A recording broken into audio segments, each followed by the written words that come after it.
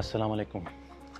आज एक another video के साथ आपको बताते हैं कि काफ़ी पाकिस्तानी लोगों ने मुझे मैसेजेस किए हैं और ये रिक्वेस्ट की है कि मैं कुछ कंटेंट बनाऊं जो कि वर्क परमिट कैसे लिया जाता है और वीज़ा लॉन्ग स्टे कैसे लिया जाता है और थाईलैंड में आप कैसे आए हैं।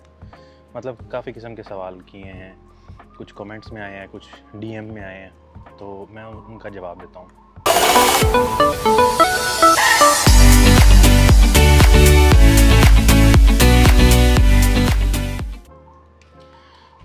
मैं एज एन यहाँ पर जब आया था 3 साल पहले, तो ख़ुद एज एन में आया था टूरिस्ट वीज़ा पर, सिंगल टूरिस्ट वीज़ा पर। और थाईलैंड में आपको थाईलैंड पाकिस्तानियों को सिंगल एंट्री टूरिस्ट वीज़ा आराम से दे देते हैं। तो आपने क्या करना है, आपने सिंगल एंट्री टूरिस्ट वीज़ा लेकर, जो कि अब बहुत आसान हो चुका है, थाईलैंड ने इसको और ज़्यादा इजी कर दिया। पहले तो आपको जो है फ़िज़िकली अप्लाई करना पड़ता था, अब फ़िज़िकली एप्लीकेशन की भी रिक्वायरमेंट नहीं है। अब आप ऑनलाइन अप्लाई कर सकते हैं। thaivisa.go.th वेबसाइट है आई थिंक। ऑनलाइन डॉक्यूमेंटेशन जो रिक्वायर्ड हैं वो सिंपल है। आपको अपनी 3 मंथ्स की या 6 मंथ्स की बैंक स्टेटमेंट चाहिए, जिसमें लास्ट बैलेंस जो है कम से कम आप $1,000 का शो करवाएं, जो कि पाकिस्तानी उस टाइम पे क्या बनते होंगे, मेरा ख्याल है 3 लाख 4 लाख बनता होगा। तो आप वो शो करवाएं जो फाइनल स्टेटमेंट में हो। उसके अलावा आपके पास अपना पासपोर्ट होना चाहिए, जिसकी 6 महीने की जो है वो वैलिडिटी होनी चाहिए, एक्सपायर ना हो 6 महीने के अंदर अंदर, तो वो आपको दे देंगे वीज़ा। और तीसरी रिक्वायरमेंट ये है कि आपने जो है उनकी वीज़ा की फ़ीस देनी है ऑनलाइन। तो आप ऑनलाइन खुद डॉक्यूमेंट सबमिट करवाएं इनकी वेबसाइट पर जाकर, तो आपको single entry Thailand tourist visa दे देगा। आप सिंगल एंट्री टूरिस्ट वीज़ा के ऊपर इधर आएँ और अपने पास थोड़ा सा बैकअप रखें। यहाँ पर आकर चीज़ें थोड़ी सी देखें, जॉब्स की सूरत हाल क्या है, हर चीज़ की, रिहाइश की सूरत हाल क्या है। मैं इस वीडियो में कुछ छोटी छोटी इंट्रो चीज़ें बताऊँगा जो कि इसके लिए सूटेबल हैं कि आपको यहाँ पे रिहाइश के लिए बेसिक नेसेसिटीज़ के लिए क्या क्या चीज़ें रिक्वायर्ड हैं और आपको वो चीज़ें पाकिस्तान से इधर लानी चाहिए जब आप स्टार्टिंग पे इधर आएंगे। तो इस वीडियो के मल्टीपल पार्ट्स मैं बताऊंगा, ठीक है। उन मल्टीपल पार्ट्स में आपको ये चीज़ें एक्सप्लेन करूंगा। पहली चीज़ की तरफ आते हैं। थाईलैंड में या किसी भी टूरिस्ट कंट्री में आप जब भी आते हैं, प्रेटी मच एनी कंट्री आप जब ट्रैवल कर रहे होते हैं, बट थाईलैंड में भी जो आपको ये रिक्वायरमेंट्स हैं, वो प्री रिक्विजिट्स जो रिक्वायर्ड हैं वो मैं आपको बता देता हूँ। वो पहली चीज़ आपको रिक्वायर्ड होगी आपका वीज़ा, ऑब्वियसली वीज़ा स्टैम्प, या वीज़ा आपके पास ई वीज़ा हो जो उसका डॉक्यूमेंट हो। और उसके अलावा आपके पास अपना पासपोर्ट होना चाहिए, जिसके ऊपर 6 मंथ्स की वैलिडिटी होनी चाहिए। 6 मंथ्स में एक्सपायर ना हो, वो 6 मंथ्स के बाद एक्सपायर हो तो डज़न्ट मैटर। उसके अलावा जो आपके पास होनी चाहिए चीज़, वो है आपके पास कोविड का सर्टिफिकेट होना चाहिए, जो कि आप ले सकते हैं कहीं से भी, ठीक है। कोविड का सर्टिफिकेट हो आपके पास, जस्ट इन केस, ये जस्ट इन केस बता रहा हूँ बिकॉज लॉज चेंज होते रहते हैं डिपेंडिंग अपॉन उस टाइम पे इमिग्रेशन ऑफिसर की क्या मूड चल रहा है, वो किसी को नहीं पता। सो जस्ट इन केस आप अपने पास कोविड का सर्टिफिकेट रखें, जो आपके पास कोविड इंजेक्शन जो आपने लगवाए हैं जिस टाइम पर। उसके अलावा इसका आ जाता है पोलियो सर्टिफिकेट, अपने पास रखें, ठीक है। और इसके अलावा अपने पास आप अपनी होटल की रिज़र्वेशन रखें, एटलीस्ट 3 डेज़ की रिज़र्वेशन आपकी होनी चाहिए। और इसके अलावा आपके पास कैश होना चाहिए। कैश इन थाई बात हो या इन डॉलर में हो, डज़न्ट मैटर। आप डॉलर में ले लें, आप थाई बात में ले लें, वो आपके अपने ऊपर है। बट मेरी रिकमेंडेशन ये है कि आप उसको डॉलर्स में लें अपने पास, और डॉलर अपने पास लेके आएँ। जो मिनिमम मेरी तरफ से मैं आपको जो रेकमेंड करूँगा वो आप अपने पास $1000 तो रखें। $1000 पर 15 डे अकोमोडेशन, या आपको वो देखते हैं कि अगर आपने 15 दिन स्टे करना है और आपने 15 दिन के लिए उनको बोला है, तो वो आपको $1000 पे मतलब कहते हैं कि ठीक है आप $1000 तक कर सकते हैं, but $1000 is enough for to show. तो आप उनको ये चीज़ इमिग्रेशन ऑफिसर को दिखा सकते हैं, वो आपको कुछ नहीं बोलेंगे। बट मैंने $700 पर भी यहाँ पर लोकल ट्रैवल करते हुए, मैंने लास्ट टाइम जब मैंने ट्रैवल किया था मैंने वो शो करवाया था, तो इट डजंट मैटर, वो आपको इतने पे भी कर सकते हैं। But obviously visa to visa depend करता है। सो स्टार्टिंग में जब टूरिस्ट आ रहा है तो उसके पास थोड़े से पैसे होने चाहिए ताकि वो शो करवाए कि मेरे पास हैं पैसे। अगर आपके पास नहीं होंगे तो वो आपको मतलब उसी टाइम मतलब वीज़ा स्टैम्प ना लगाने की या आपको एंट्री ना देने की उनके पास रीज़न हो सकती है। और मैंने देखा है कुछ पाकिस्तानियों को यहाँ से जब वो कंफ्यूज हो जाते हैं थोड़े से, या इंडियंस भी हैं वो कंफ्यूज हो जाते हैं, तो उनको एंट्री नहीं मिलती कभी कभी।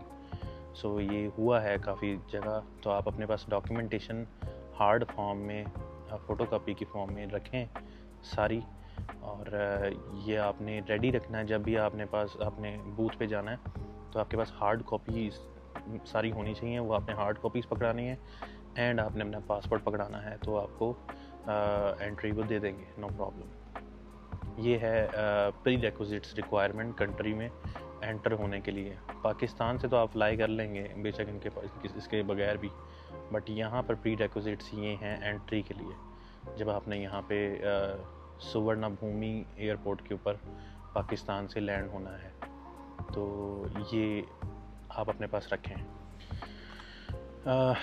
थाईलैंड की जो फ़्लाइट टिकट की रिज़र्वेशन है वो आपने कैसे करनी है पाकिस्तान से विदाउट एनी एजेंट। आप अगोडा वेबसाइट पर जा सकते हैं। अगोडा वेबसाइट पर जाएं और अगोडा ऐप डाउनलोड करें अपने मोबाइल में, उसका अकाउंट बनाएं। कोई वेरिफिकेशन इतनी ख़ास ज़रूरत नहीं है। अपने पासपोर्ट की पिक्चर वहाँ पर डालें और अपना जो पासपोर्ट का नेम है वो डालें, तो आप ऑनलाइन खुद अगोडा से अपनी फ़्लाइट रजिस्टर कर सकते हैं। देखें फ़्लाइट जो मेरी तरफ से रिकमेंडेशन है वो ये है कि आप 2-3 महीने पहले अपनी फ़्लाइट की रिज़र्वेशन करें, उसको रिज़र्व करें। फ़्लाइट को तो आपको सस्ते में पड़ेगी। बाकी जब डॉलर का रेट डाउन हो तो फ़ौरन उसको जो है वो फ़्लाइट को रिज़र्व करें, ठीक है। इनकी जो थाईलैंड की लोकल करेंसी है वो है थाई बात। तो मेरी तरफ से जो रिकमेंडेशन है वो आपको अगोडा वेबसाइट पर फ़्लाइट्स की जो टिकट्स मिलेंगी वो ऑलमोस्ट थाई बात, इनका तकरीबन 22,000 थाई बात बनता है, जो कि पाकिस्तानी ऑलमोस्ट 2 लाख 2.5 लाख के करीब रिटर्न टिकट है। और आपको रिटर्न टिकट ही लेनी पड़ेगी। इनकी जो एयरवेज़ हैं वो थाई एयरवेज़ पाकिस्तान से फ्लाई करती हैं। इंडिया से भी इंडिया से भी आई थिंक थाई एयरवेज़ ही है, तो आपको ये टिकट वहाँ से लेनी पड़ेगी। और टिकट आपकी ऑनलाइन रिज़र्व हो जाएगी, आपकी ईमेल पे उसका PDF आ जाएगा। आप उसकी फ़ोटोकॉपी निकलवाएं, ठीक है, और उसको जाकर अपना पासपोर्ट लेके जाएं और आप थाईलैंड आ सकते हैं, नो प्रॉब्लम, थाई वीज़ा के ऊपर। ये है रिक्वायरमेंट। आपने अपनी टिकट कैसे रिज़र्व करनी है और टिकट की प्राइसिंग क्या है, ऑलमोस्ट ये मैंने आपको थोड़ा सा आइडिया दे दिया है। बट अगर आप किसी एजेंट के थ्रू उसको रिज़र्व करवाते हैं तो मेक श्योर कीजिए कि उसको फ़्लाइट की टिकट को वेरीफाई लाजमी करें।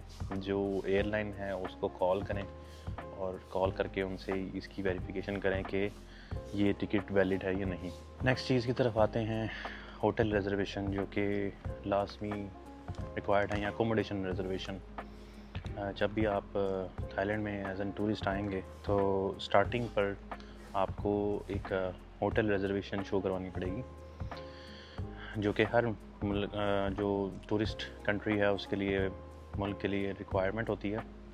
तो आप इसको क्या करेंगे, आप सेम अगोडा जो मैंने ऐप बताई, अब अगोडा ऐप को डाउनलोड करें, ठीक है। उसको डाउनलोड करने के बाद वहाँ पे होटल सेक्शन में जाएं और होटल्स की जो प्राइजेज़ हैं जो यहाँ पर एरियाज़ रेकमेंडेड हैं मुस्लिम्स के लिए, वो थोड़े से टूरिस्ट एरियाज़ हैं, बट मैं जो एरियाज़ के नाम बताऊँगा आप उन एरियाज़ को सर्च करें और उन एरियाज़ के करीब होटल की रिज़र्वेशन करवाएं, तो आपको बआसानी आप उसको कर सकते हैं, इसको रिज़र्व, और कम प्राइजेज़ में होटल्स रिज़र्व कर सकते हैं।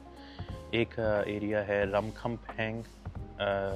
रमखम्पैंग एरिया, और दूसरा एरिया है रामा 5, रामा 6, जितने भी ये एरियाज़ हैं।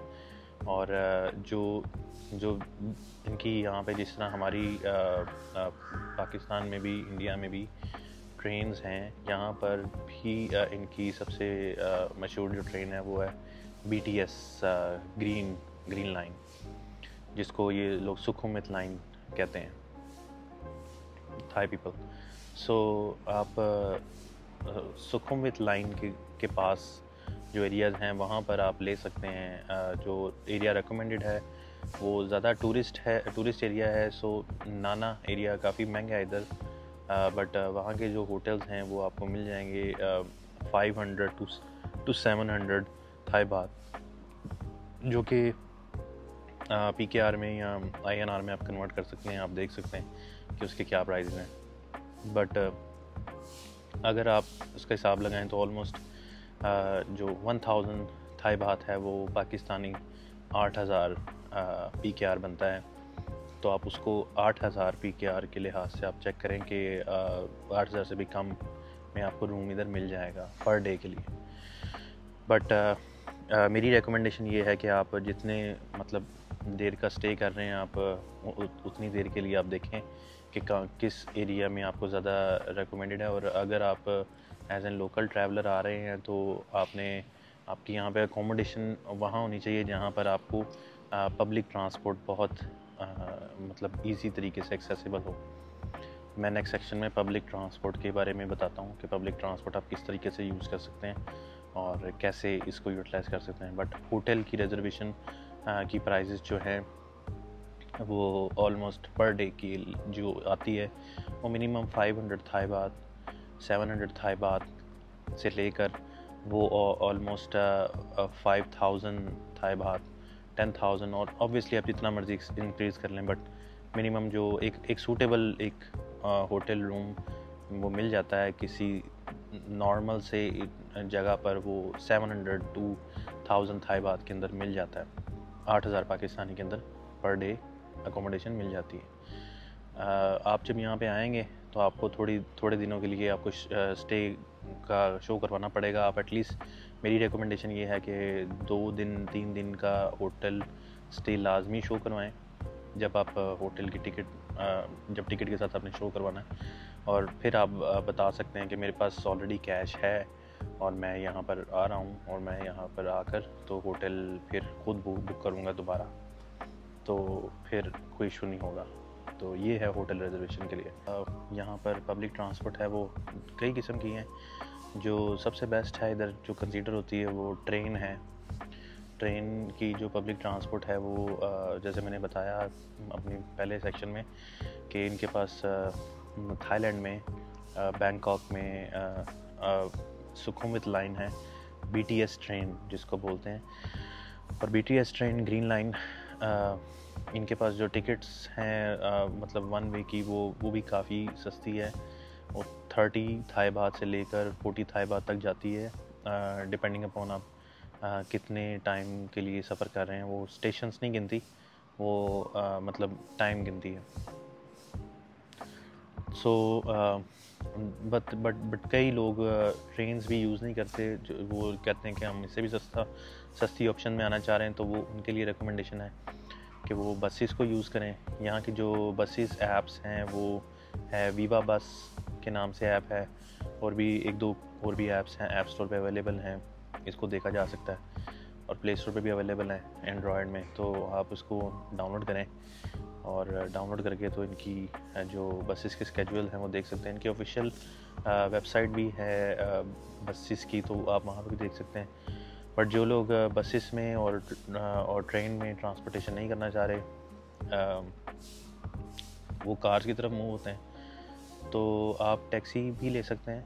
इधर टैक्सी की जो ऐप्स हैं वो हैं ग्रैब, बोल्ट और इसके अलावा इन ड्राइव यहाँ पे चलती है, और भी हैं, रॉबिनहुड है, ठीक है। इस तरह की ये 2-3 मतलब जो सबसे मशहूर ऐप है वो ग्रैब ऐप है इनकी, जो यूज़ होती है ज़्यादातर। और ग्रैब ऐप के आपको हर जगह ड्राइवर मिल जाएंगे।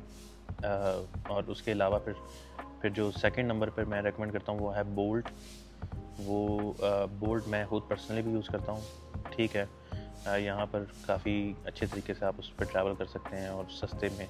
अगर आपको ग्रैब पे महंगा आ रहा है तो आपको बोल्ट पे सस्ता आएगा, और फिर आपको बोल्ट पे महंगा आ रहा है तो आपको इन ड्राइव पे सस्ता आएगा, and so on so forth. So आप ये ऐप्स यूज़ कर सकते हैं और इनकी टैक्सी ड्राइवर ऐप के लिए। और इसके अलावा अगर आपने ट्रांसपोर्टेशन के लिए जो सबसे बेस्ट मोड ऑफ ट्रांसपोर्टेशन यहाँ पे यूज़ होता है वो है बाइक। आप बाइक रेंट पर लें, और बाइक रेंटल पर डे भी होता है, बाइक रेंटल पर मंथ भी होता है, बट ऑब्वियसली बहुत से स्कैम्स लिंक्ड हैं बाइक्स के साथ, तो मैं उसको जो है रेकमेंड नहीं करता। स्टार्टिंग पर जो फॉरेनर आ रहा है वो स्टार्टिंग पर उसको नहीं पता इन चीज़ों का, तो स्टार्टिंग पर आप जो है वो मेरी रिकमेंडेशन ट्रेन यूज़ करें, और जो भी अपनी अकोमोडेशन आपने लेनी है वो ट्रेन के करीब लें, ताकि आपको बआसानी आप ट्रेन से सफ़र कर सकें। ट्रेन ऑलमोस्ट यहाँ की हर मेजर जो स्पॉट है उसके साथ लिंक्ड है, और अगर आपको फिर भी यूज़ करना पड़ता है किसी ट्रेन के बाद, तो वो आपको लोकल बाइक टैक्सी इधर मिल जाएगी। अब बाहर जब आप निकलेंगे तो रोड पर बाइक टैक्सी भी हैं अवेलेबल, और आप ऐप्स के थ्रू भी यूज़ कर सकते हैं bike taxi. So that's the mode of transportation in Bangkok and pretty much. अब वीज़ा ऑप्शंस की तरफ आते हैं। बारी बारी मैं वीज़ा ऑप्शंस बताऊंगा, एंड ऑल्सो कि उसके लिए कॉस्ट कितनी रिक्वायर्ड है, और पाकिस्तानियों के लिए स्पेशली रिक्वायरमेंट्स क्या हैं इस वीज़ा को अप्लाई करने के लिए। सो पहली वीज़ा ऑप्शन है single entry visa. Single entry visa के लिए मैंने पहले ऑलरेडी बता दी है रिक्वायरमेंट कि आपको जो सिंगल एंट्री वीज़ा लेने के लिए आप ऑनलाइन अप्लाई कर सकते हो। जो डॉक्यूमेंट्स रिक्वायर्ड हैं वो air ticket and hotel accommodation है कंफर्म्ड। उसके अलावा आपके पास 3 से 4 लाख रुपया पाकिस्तानी होना चाहिए अकाउंट के अंदर, ठीक है। जो आप बैंक स्टेटमेंट आपने निकलवानी है, बैंक मेंटेनेंस सर्टिफिकेट निकलवानी है, अकाउंट मेंटेनेंस सर्टिफिकेट। उसके अलावा आपने अपना NTN सर्टिफिकेट लेना है टैक्स का, अपना जो है वो कोविड और पोलियो का सर्टिफिकेट अगर ले सकते हैं तो अच्छी बात है, बट ये नेसेसरी रिक्वायरमेंट अभी के लिए नहीं है फ़िलहाल। इसके अलावा आपके पास अपने CNAC की कॉपी होनी चाहिए, और 2 कॉपियाँ होनी चाहिए, और 2 कॉपियाँ आपके पास होनी चाहिए, 2 आपके पास पासपोर्ट साइज़ फ़ोटोज़ होनी चाहिए अपनी। ये ऑनलाइन भी हों और ये आपके पास फ़िज़िकल फॉर्म में भी हों, ये सारी चीज़ें। उसके अलावा जब आपने यहाँ पे ट्रैवल करना है तो ट्रैवल के लिए तो ऑब्वियसली वो अलहदा से मैंने ऑलरेडी पोर्शन में बता दिया कि जब ट्रैवल करना है तो कौन कौन सी चीज़ें आपके पास होनी चाहिए। ये ऑनलाइन अप्लाई करने के लिए रिक्वायरमेंट है। जो सिंगल एंट्री वीज़ा की प्राइस है वो ऑलमोस्ट अप डाउन होती रहती है, बट तकरीबन 13,000 PKR पाकिस्तानी करंटली है ऑनलाइन अप्लाई करने के लिए। नेक्स्ट पे आते हैं। नेक्स्ट है multiple entry visa. Multiple entry Thai visa आपको नहीं मिलता जब तक कि आपने 3 सिंगल एंट्री वीज़ाज़ ना ले लिए हों। Single entry and multiple entry tourist visa, ये टूरिस्ट वीज़ा कंसिडर होता है, तो आपको 30 डेज़ की वैलिडिटी होती है इसमें सिर्फ। और बट ये है कि आप multiple entry multiple entry tourist visa के ऊपर आप मल्टीपल टाइम्स इन 30 डेज़ में in and out exit out हो सकते हैं। सो मल्टीपल एंट्री के लिए भी सेम यही रिक्वायरमेंट है ऑलमोस्ट, बट एक चीज़ आ जाती है इसमें, आपने आइटिनरी प्रूफ देना होता है अपना कि आपने मतलब कौन कौन सी मल्टीपल जगहों पे आपने जाना है, और आपको जो सफिशेंट फ़ंड आपके पास हैं या नहीं आपने कैश की फॉर्म में शो करवाने होते हैं, और अपनी बैंक स्टेटमेंट में भी वो तकरीबन आपने मतलब अप लेवल की बैंक स्टेटमेंट शो करवानी होती है, इसमें जितनी आप करवा सकते हैं। ये फिर आपको मल्टीपल एंट्री टूरिस्ट वीज़ा मिल जाता है, और इसके दिन भी जो लगने के दिन है वो तकरीबन डबल होते हैं सिंगल एंट्री के लिए। सिंगल एंट्री के लिए आपको 15 दिन लगते हैं, ऑलमोस्ट 15 से 20 दिन, और मल्टीपल एंट्री के लिए आपको ऑलमोस्ट 1 मंथ लग जाता है वीज़ा आने के लिए। इसके अलावा आपने टूरिस्ट वीज़ा ख़त्म, टूरिस्ट वीज़ा के अलावा आप नेक्स्ट वीज़ा आ जाते हैं। नेक्स्ट वीज़ा के लिए ऑप्शंस जो अवेलेबल हैं वो लॉन्ग टर्म वीज़ाज़ हैं। फिर लॉन्ग टर्म वीज़ाज़ में जो ऑप्शंस अवेलेबल हैं यहाँ की वो है नॉन बी वीज़ा, जो कि है आपका मतलब आपने यहाँ पे वर्क करना है, आपने कोई काम करना है, आपने बिज़नेस शुरू करना है, तो उसके लिए जो रिक्वायरमेंट है वो ये है कि आप यहाँ पर पहले आएँ टूरिस्ट वीज़ा के ऊपर, और फिर अपना यहाँ पर शुरू करें कारोबार। ठीक है, अपनी कंपनी रजिस्टर करवाएं, थाई लिमिटेड कंपनी, और कंपनी रजिस्टर करवाने के बाद आप उसी कंपनी से अपने आप को पहले शो करवाएं एज एन थाई डायरेक्टर। अपने आप को डायरेक्टर शो करवाएं अपनी कंपनी में कि आप ऑनर हैं। उसकी भी मैं कंप्लीट वीडियो बनाऊंगा कि आपने कंपनी क्या होती है और किस तरीके से शो करनी होती है और कैसे ओपन होती है और क्या सूरत हाल है। बट अभी के लिए सिर्फ मैं आपको कंप्लीट ये बता रहा हूँ कि आपको वीज़ाज़ कौन कौन से रिक्वायर्ड हैं जो आपने यहाँ पे ले सकते हैं आप। तो नॉन बी वीज़ा कंपनी के साथ लिंक्ड होता है। आप कंपनी के साथ अगर अपने आपको लिंक करते हैं तो वो फिर बिज़नेस वीज़ा कंसिडर होता है, और कंपनी में आप अपने आप को एज एन ऑनर शो करवाते हैं, डायरेक्टर शो करवाते हैं, तो फिर आपको जो है वो आप कर सकते हैं आप अप्लाई। इसके अप्लाई के लिए जो रिक्वायरमेंट होती है वो है 65,000 PKR ऑलमोस्ट रिक्वायर्ड होता है, जो आप अप्लाई कर सकते हैं। ठीक है, 1 ईयर का वीज़ा होता है रीन्यूएबल, और आपने इसमें आपकी कंपनी होनी चाहिए थाईलैंड के अंदर रजिस्टर्ड, और आपके कंपनी के ऑपरेशंस होने चाहिए कंप्लीट, आपकी कंपनी की स्टेटमेंट होनी चाहिए, आपके डॉक्यूमेंट्स होने चाहिए, और फिर आपको ये वीज़ा मिल जाता है। और इसी के साथ फिर आगे लिंक्ड होता है वर्क परमिट और दूसरे डॉक्यूमेंट्स लिंक्ड होते हैं इसके साथ ही। ये प्रोफेशनल वीज़ा कंसिडर होता है। अच्छा, अब नेक्स्ट पे आ जाते हैं, जो कि बहुत से लोग ऑप्शन यूज़ करते भी हैं, वो है मैरिज वीज़ा। मैरिज वीज़ा पे आ जाते हैं। मैरिज वीज़ा आपको जो मिलता है वो ये है कि आपने यहाँ पे शादी करनी है किसी थाई लोकल लड़की के साथ या लड़के के साथ, जैसे भी है आप शादी करते हैं। शादी करने के बाद फिर आपको जो एक मैरिज सर्टिफिकेट मिलता है, वो मैरिज सर्टिफिकेट आप लेके जाएं इमिग्रेशन डिपार्टमेंट में। आप अपनी बैंक स्टेटमेंट लेके जाएं जो कि कम से कम 4 लाख थाई बात आपके अकाउंट में शो करवा रहा हो। ये आज की रिक्वायरमेंट है, चेंज भी हो सकती है, बट जो अभी की रिक्वायरमेंट है वो ये है कि आपका 4 लाख आपके अकाउंट में शो करवा रहा हो, और 4 लाख थाई बात शो करवा रहा हो, और आपने ये लेके जाना है अपने साथ। और आपने जितनी भी आप प्रूफ लेके जा सकते हैं कि मैं और मेरा पार्टनर एक रिलेशनशिप में हैं, वो आपने लेके जाना है। फ़ोटोज़, वीडियोज़, किसी भी किस्म का प्रूफ आपके पास हो वो आपने लेके जाना है। और आपका पार्टनर साथ आपके जाए, और वो अपना आईडी कार्ड लेके जाए, जो थाई आईडी कार्ड हो, और वो अपना लेटर लेके जाए कि यस मैं इस चीज़ को अलाउ करता हूँ कि ये मेरे बिहाफ पर वीज़ा ले सकता है या ले सकती है। तो वो फिर आपका वीज़ा अप्लाई हो जाता है, और वीज़ा उसकी भी तकरीबन सेम चार्जेस हैं। 65,000 PKR पाकिस्तानी रुपीज़ चार्जेस हैं। तो वो आप जाकर वो वीज़ा खुद अप्लाई कर सकते हैं, नो प्रॉब्लम, उसमें कोई इतनी ज़्यादा नहीं है। आपने मैरिज वीज़ा अप्लाई करना है तो आपकी जो वैलिडिटी होनी चाहिए वो 3 मंथ्स की 3 या 2 मंथ्स की वैलिडिटी होती है। वो चेक कर लें, चेंज होती रहती हैं ये भी चीज़ें, कि आपका जो मैरिज सर्टिफिकेट है वो 3 या 2 मंथ्स का होना चाहिए पहले, तो फिर आपको ये कंप्लीट रिक्वायरमेंट आपकी फुलफ़िल होती है, आप ये वीज़ा ले सकते हैं। मैरिज वीज़ा भी 1 ईयर का होता है, और मैरिज वीज़ा हर साल रिन्यूएबल होता है। आपका पार्टनर सेम यही चीज़ें जाके दोबारा शो करवाएगा, और आपको दोबारा से वीज़ा रिन्यू हो जाएगा।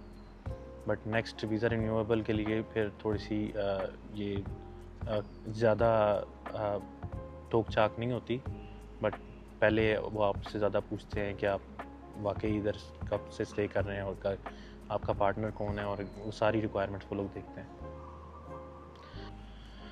अब आ जाती है बात रिटायरमेंट वीज़ा की। रिटायरमेंट वीज़े में जो ऑप्शंस अवेलेबल हैं वो ये हैं, रिटायरमेंट नॉन O-A वीज़ा की टाइप है, और वो अवेलेबल है पाकिस्तानियों के लिए। वो 1 साल की वैलिडिटी ही रखता है, हर साल रिन्यूएबल होता है, बट उसमें जो रिक्वायरमेंट है वो कुछ इस तरह है कि आपने 8 लाख थाई बात अपने पास आपका होना चाहिए, आपके अपने अकाउंट में हो, किसी किस्म की सूरत में हो, वो आपने शो करवाना होता है, और वो आपने फ़िक्स डिपॉज़िट करवाना होता है। दूसरी, अगर आपके पास ये नहीं है तो आपकी इनकम होनी चाहिए जो कि पर मंथ तकरीबन इसके करीब ही हो, तो आप एलिजिबल होते हैं एक रिटायरमेंट वीज़े के लिए एज़ एन पाकिस्तानी सिटीज़न। जो रिक्वायरमेंट है वो आपकी मतलब फाइनेंशियल स्टेबिलिटी दिखाती है कि आपके पास फाइनेंशियली आप स्टेबल हैं, अपने आप को मेंटेन रख सकते हैं, और ये हर साल रिन्यूएबल होता है। इसकी वैलिडिटी 5 साल या 10 साल की नहीं होती, ये हर साल आपने रिन्यू करवाना होता है रिटायरमेंट वीज़ा। इसके अलावा एक अदर टाइप भी है रिटायरमेंट वीज़ा की जो कि O-X है। वो अवेलेबल नहीं है पाकिस्तानियों के लिए, बट वो इंडियंस के लिए अवेलेबल है। वो US सिटीजन्स या मतलब बाकी ममालिक के लिए अवेलेबल है। उसमें वैलिडिटी आप चेक कर सकते हैं कौन कौन ममालिक की अवेलेबल है नहीं है इनकी थाई ऑफिशियल वेबसाइट पे जाकर। बट इसके लिए जो रिक्वायरमेंट है वो थोड़ी ज़्यादा लीनियंट है। वो आपके पास जो है आपकी इनकम आपने शो करवानी होती है, आपके रिटायरमेंट की जो इनकम आ रही है, पेंशन आ रही है, वो आपने शो करवानी होती है $3000 पर मंथ। और अगर ये नहीं है तो 8 लाख थाई बात आपने फ़िक्स डिपॉज़िट शो करवाना होता है, और वो फिर आप दिखा सकते हैं कि ये मेरे पास मेरी जो है वो मैं इसको यूज़ कर रहा हूँ अपने पर्पस के लिए। और ये इसकी वैलिडिटी 5 साल से लेके 10 साल तक होती है। ये लॉन्गेस्ट वीज़ा कंसिडर होता है। 5 से 10 साल ये अवेलेबल है, मतलब दूसरे सिटीजन्स के लिए, पाकिस्तानियों के लिए अवेलेबल नहीं है। और इसके अलावा जो ये आ जाते हैं retirement visas completely. Retirement visa में एक स्पेशल कैटेगरी भी है जो कि रिच इंडिविजुअल्स के लिए कंसीडर होती है, जिसको कहा जाता है आपका elite visa, Thai elite visa. ये मतलब यंग इंडिविजुअल भी लेते हैं, मतलब ज़्यादातर ये रिटायरमेंट के लिए यूज़ किया जाता है। ये एलीट वीज़ा वो लोग स्पेशली लेते हैं जिनके पास काफ़ी अमाउंट है और वो सिर्फ उसको यूज़ करके ही वीज़ा लेना चाह रहे हैं। इसकी रिक्वायरमेंट बहुत ज़्यादा चेंज होती रहती है, बट इसके लिए जो फ़ंड्स रिक्वायर्ड हैं वो ऑलमोस्ट 1 से 2 मिलियन थाई बात आपके पास होने चाहिए। और ये आप वीज़ा बेसिकली बाय करते हैं, ये आप मतलब कोई स्पेंड नहीं कर रहे, ये कोई आपको मिल नहीं रहा, ये आप वीज़ा बाय करते हैं थाई गवर्नमेंट से, और वो आपको मतलब आपकी स्पेसिफिक अमाउंट पे के ऊपर ये मिनिमम 800,000 थाई बात से शुरू हुआ था, और अब ये 2 मिलियन बात तक भी जाता है। और इसकी एलीट वीज़ास की अपनी स्पेशल कैटेगरीज़ हैं, ये आप उनकी अपनी ऑफिशियल वेबसाइट पे जाकर देख सकते हैं, जो कि अवेलेबल हैं। ये भी रिटायर्ड इंडिविजुअल्स के यूज़ किया जाता है। इसकी वैलिडिटी 10 से 20 साल तक जाती है, और 20 साल के बाद ये दोबारा रिन्यूएबल होता है। ठीक है, 5 साल इसकी मिनिमम आपको मिलता है, इसका मिनिमम पैकेज। इसमें ये हैं स्पेशल काइंड ऑफ वीज़ा जो रिटायर्ड इंडिविजुअल्स के लिए यूज़ किए जाते हैं थाईलैंड में। और रिटायरमेंट का वीज़ा जो है उसके भी चार्जेस जो नॉर्मल रिटायरमेंट वीज़ाज़ हैं उनके चार्जेस 65,000 PKR के साथ अप्लाई कर सकते हैं अगर आप चाहें तो। बट अगेन जो भी वीज़ा आपने अप्लाई करना है, आपने पहले उसको सिंगल एंट्री टूरिस्ट या मल्टीपल एंट्री टूरिस्ट के ऊपर आप इधर होने चाहिए, तब आप नेक्स्ट स्टेप आप ले सकते हैं, वो आप कंट्री के अंदर बैठ के अप्लाई कर सकते हैं। अब नेक्स्ट आ जाते हैं, आपके पास एक स्पेशल कैटेगरी टाइप है, वो है डिजिटल नोमैड के लिए। डिजिटल नोमैड के लिए वीज़ा यूज़ किया जाता है DTV वीज़ा। अब DTV वीज़ा के ऊपर जो रिक्वायरमेंट्स हैं वो कुछ इस तरह है कि 10,000 थाई बात में आप ये वीज़ा अप्लाई कर सकते हैं। और इस वीज़ा के लिए जो वैलिडिटी है वो 5 इयर्स की है। और 5 इयर्स में भी आपने हर 6 महीने बाद 180 डेज़ के बाद आपने दोबारा मतलब कंट्री से इन आउट एग्ज़िट होना है। और ये मल्टीपल एंट्री वीज़ा है, तो इसके ऊपर आपका वैलिड रहेगा 5 इयर्स के लिए। और इसकी काफ़ी स्ट्रिक्ट रिक्वायरमेंट्स हैं रिगार्डिंग पाकिस्तानी, आप ले सकते हैं बट और ये कंट्री के अंदर से अप्लाई नहीं किया जाता, ये ऑनलाइन अप्लाई किया जाता है या एम्बेसी से अप्लाई किया जाता है। आप कंट्री के अंदर ये अप्लाई नहीं कर सकते हैं, आपने कंट्री से बाहर ही अप्लाई करना है। और इसके लिए जो रिक्वायरमेंट डॉक्यूमेंट्स हैं वो ये हैं कि आपके पास कोई अपना सर्टिफिकेट होना चाहिए कि आप डिजिटल नोमैड हैं, आप कहीं पे ऑनलाइन कमा रहे हैं, कहीं से ऑनलाइन अर्निंग कर रहे हैं, और वो अर्निंग आपकी इस चीज़ को यूज़ करेगी और वही उसी अर्निंग से आप अपना ये करेंगे, अपने आप को मैनेज करेंगे। तो आप फिर ये DTV वीज़ा के लिए एलिजिबल है। अगर आप यूट्यूबर हैं, अगर आप इन्फ्लुएंसर हैं, अगर आप कुछ फ्रीलांसिंग से कर रहे हैं, तो आप अपने आप को खुद एक सर्टिफिकेट लिख सकते हैं, ऑनलाइन बना सकते हैं और उसके ऊपर अपने साइन सिग्नेचर कर सकते हैं और उसकी PDF इनको अपलोड कर सकते हैं, दे सकते हैं। बिकॉज़ आप सेल्फ सफिशिएंट हैं, आप सेल्फ ये चीज़ कमा रहे हैं। उसके अलावा 5 लाख थाई बात के करीब आपके पास अकाउंट में आपने शो करवाना है, जो कि आपका as an fixed amount consider होगी। वो एवरी टाइम जब आपने कंट्री से इन आउट एग्ज़िट होना है तो वो आपने सेम अमाउंट आपने शो करवानी होती है कि आपके पास अवेलेबल है और आप ये वही अमाउंट जो है वो यूज़ कर रहे थे और मेंटेन कर रहे हैं। मिनिमम 5 लाख थाई बात आपके पास अमाउंट जो है वो होनी चाहिए एवरी टाइम आप इमिग्रेशन के चेक पॉइंट से जाएं विद DTV वीज़ा। ये आज तक की रिक्वायरमेंट है। ये अगर आप करते हैं तो आपको इजीली DTV वीज़ा जो है वो आप ले सकते हैं। और इसकी 10,000 थाई बात इसके चार्जेस हैं वन टाइम। और बहुत से डिजिटल नोमैड, बहुत से नॉन डिजिटल नोमैड भी इस चीज़ को यूटिलाइज़ कर रहे हैं, मगर इसके अपने डिसएडवांटेजेस भी हैं DTV वीज़ा के। DTV वीज़ा में आप वर्क परमिट नहीं ले सकते, कहीं पे काम नहीं कर सकते। थाईलैंड में आप कहीं पर जॉब नहीं कर सकते। थाईलैंड के अंदर आप थाई कंपनी के साथ अफिलिएट होकर फ्रीलांसिंग नहीं कर सकते। आप कहीं पे भी किसी किस्म की आपने अगर फ्रीलांसिंग करनी है, आपने अगर कोई काम करना है, वो आप कंट्री के बाहर ही ऑनलाइन ही करेंगे तो वो लीगल है, वरना इलीगल है। वरना अगर उनको पता लगता है कि आपने ये चीज़ इस तरह की है तो वो आपका वीज़ा कैंसिल भी किया जा सकता है। ये काफ़ी एम्बिगुअस किस्म की रिक्वायरमेंट्स हैं इसकी, और भी वो आप इनकी ऑफिशियल वेबसाइट पे जाकर देख सकते हैं। बट ये है कि ये वीज़ा बहुत ही सस्ता और बहुत ही बेस्ट ऑप्शन है as compare to long term visas जो पहले बताए हैं उनकी बनिस्बत। सो ये हैं सारे वीज़ाज़ की कैटेगरीज़ जो कि अभी तक अवेलेबल हैं। आज तक 17 फरवरी 2025 तक ये सारी चीज़ें अवेलेबल हैं ऑनलाइन। आप ये अप्लाई कर सकते हैं और आप ये यूज़ कर सकते हैं चीज़ एज़ एन पाकिस्तानी सिटीज़न और एज़ एन इंडियन। आप इन्हीं वीज़ा कैटेगरीज़ में से किसी कैटेगरी को चूज़ करके तो आप अपने आप को थाईलैंड में परमानेंटली या किसी स्पेसिफिक पीरियड ऑफ टाइम के लिए शिफ्ट कर सकते हैं। इसके अलावा और भी वीज़ा कैटेगरीज़ हैं जो यूज़ की जाती हैं, जैसे एजुकेशन वीज़ा है, उसकी ED कैटेगरी है। ED कैटेगरी भी उसकी अपनी रिक्वायरमेंट्स हैं, मतलब आप 1 साल के लिए स्टे कर सकते हैं थाईलैंड में।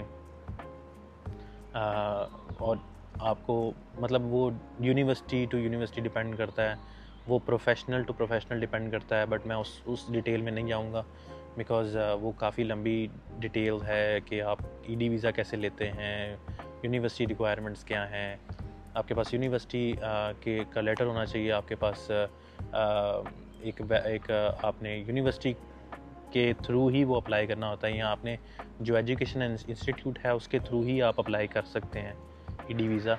आप बगैर ख़ुद अप्लाई नहीं कर सकते। ख़ुद अगर आप अप्लाई करेंगे तो आपको सेम डॉक्यूमेंट्स उनके थ्रू रिक्वायरमेंट्स होंगे, तो बेटर ये है कि आप उन्हीं के थ्रू करें। इस तरह ही मतलब और भी काफ़ी ज़्यादा कैटेगरीज़ हैं वीज़ा की। ये वो बेसिक कैटेगरीज़ हैं जहाँ से आप एज एन पाकिस्तानी यहाँ पर लॉन्ग टाइम के लिए स्टे कर सकते हैं। अच्छा भाई, आज के लिए इतना ही। काफ़ी लंबी वीडियो हो गई है ऑलरेडी, तो इसको अब रैप करते हैं। नेक्स्ट मैं इंशाल्लाह और भी कंटेंट अपलोड करूँगा। मैं बारी बारी इन कैटेगरीज़ के लिए जो है आपको एक कंप्लीट एक्सप्लेनेशन प्रोवाइड करूँगा। और भी काफ़ी हेल्पफुल वीडियोस के लिए इसको सब्सक्राइब करें चैनल को, और लाइक करें, वीडियोस को शेयर करें फ्रेंड्स फैमिली के साथ। और मुझे और भी कंटेंट सजेशन दें जो आपको रिक्वायर्ड है, वो मैं उसी के मुताबिक आपको वीडियो एक बना के दूँगा। तो आज के लिए इतना ही। नेक्स्ट वीडियो के लिए देखते रहें। अल्लाह हाफ़िज़।